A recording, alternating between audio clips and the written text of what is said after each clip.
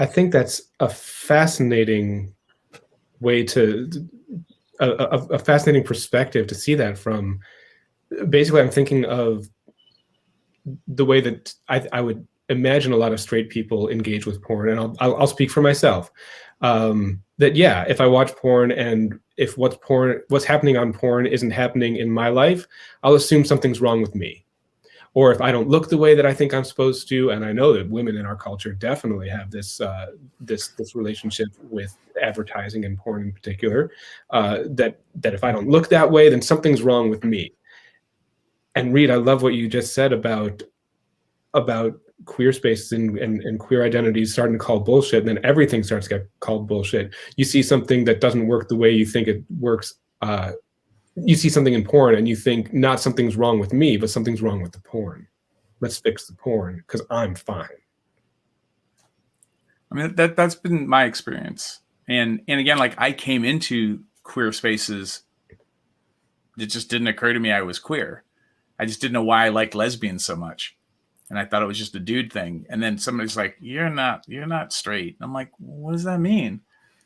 And then, I'm dancing in gay bars back in college as a stripper. And I'm like, I'm really not homophobic. Like, this is amazing. I never thought, how not homophobic am I?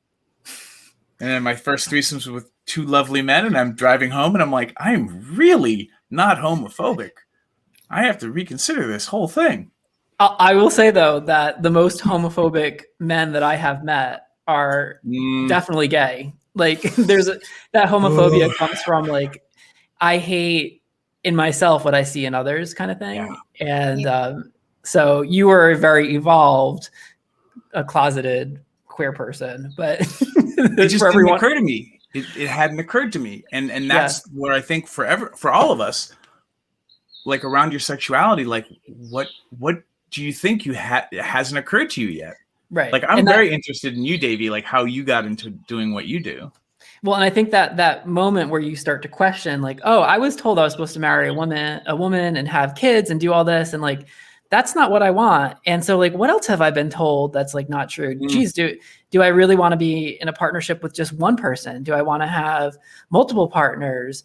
How do I want to create my life? Like, you just start to, the house of cards starts to crumble down.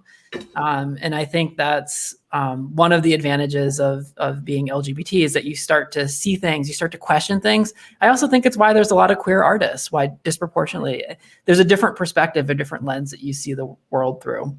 Yeah. So I think both of you just very eloquently explained what I was trying to say with the queer spaces being more open spaces, because Eric, and again, I'm not trying to bash any straight people at all, but Eric, can you imagine as a straight man, maybe you, because I know you, but other straight men that we might know, like Reid said, I know how to deep throat, let me teach you, who's on board, and people are raising their hands right and left.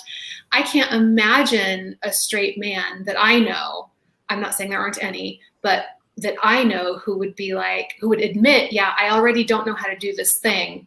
So please teach me so that I can be a better lover. Like, I can't imagine that ego not getting in the way of the desire to be educated. No, am I stereotyping and being an awful person? This is just like, that's kind of what it felt like, just saying that out loud. I would say that you are stereotyping, but not being an awful person. It is a stereotype, and no, not everybody adheres to that. But I think that there is something definitely that gets drilled into straight men. No pun intended. Thank you, Davey. I didn't want to say it. I'm like, I was thinking it's just right there. You got the last pun. I was like a little bit. I think that there is something that gets conditioned into straight men that says, yeah, ignorance and showing ignorance is weakness, just as showing emotion is weakness, showing any kind of creative expression is weakness. You don't do that, or else something is wrong with you. You're not as much of a man. And I think as a straight woman, in general, again, I'm generalizing, or I'll just speak for myself. Well, I won't speak for myself. I'll speak for other women that I know as well.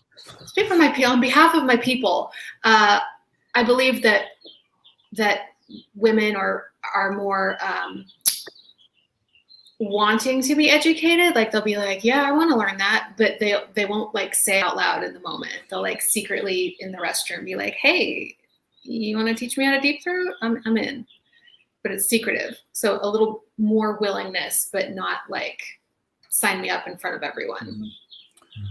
I am curious your take on this, because this is how it's occurred to me, and because I like talking to a lot of people, and I'll sometimes check in about this piece. But for me, as somebody raised masculine, it felt like, and it took me a while to figure this out for myself, but it was like kind of, and maybe this is generational too. So maybe it's partly, the age that I am and when I was raised, but like a real man does the right thing. And if you need to ask for directions, or you can't make her come or him come, or if you can't, if you somehow make a mistake about something, like it goes really deep, really quickly into our sense of masculinity.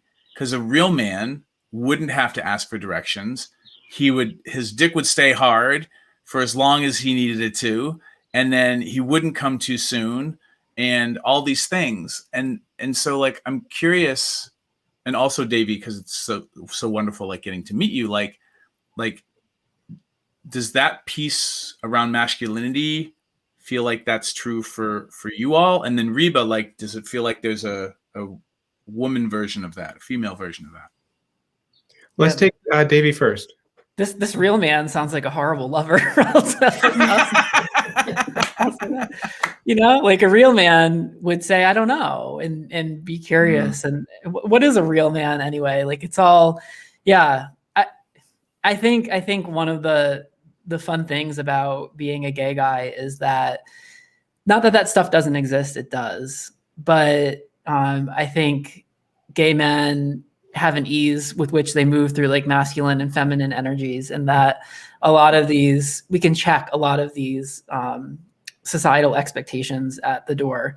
Like when someone meets me, like I am not masculine, my voice is high pitched, I use my hands, like I feel like I get a little bit more kind of freedom just navigating the world as a gay man in that sense.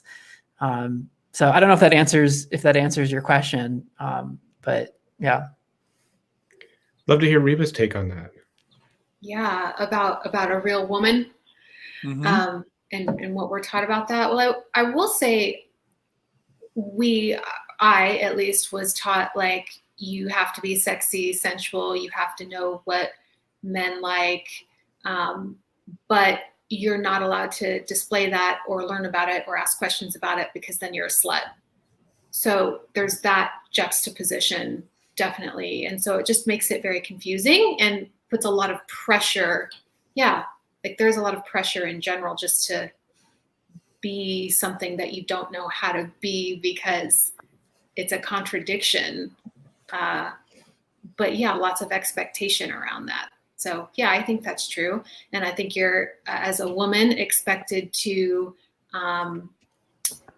have sex when you are asked to or told to, but you're not supposed to like it either. But you're supposed to do it well so that the other person likes it.